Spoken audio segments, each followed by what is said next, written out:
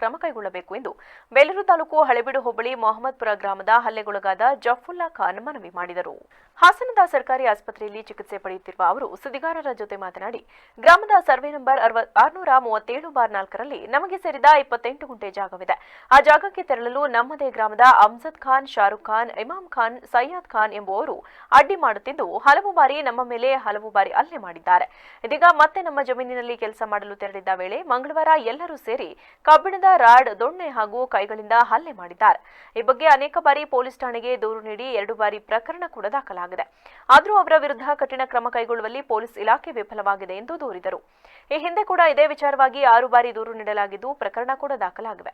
ಆದರೆ ಎಸ್ಪಿ ಕಚೇರಿಯ ಕಂಟ್ರೋಲ್ ರೂಮ್ನಲ್ಲಿ ಪೊಲೀಸ್ ಇಲಾಖೆ ಅಧಿಕಾರಿಯಾಗಿ ಕೆಲಸ ಮಾಡುತ್ತಿರುವ ಫಿರ್ ಖಾನ್ ಎಂಬುವರು ಹಲ್ಲೆ ಮಾಡಿರುವವರ ಸಹೋದರನೇ ಆಗಿದ್ದು ಅವರು ತಮ್ಮ ಪ್ರಭಾವ ಬಳಸಿ ನಮಗೆ ನ್ಯಾಯ ಸಿಗದಂತೆ ಮಾಡಿದ್ದಾರೆ ಎಂದು ದೂರಿದರು. ಕೂಡಲೇ ಜಿಲ್ಲಾ ಪೊಲೀಸ್ ವರಿಷ್ಠಾಧಿಕಾರಿಗಳು ಈ ಬಗ್ಗೆ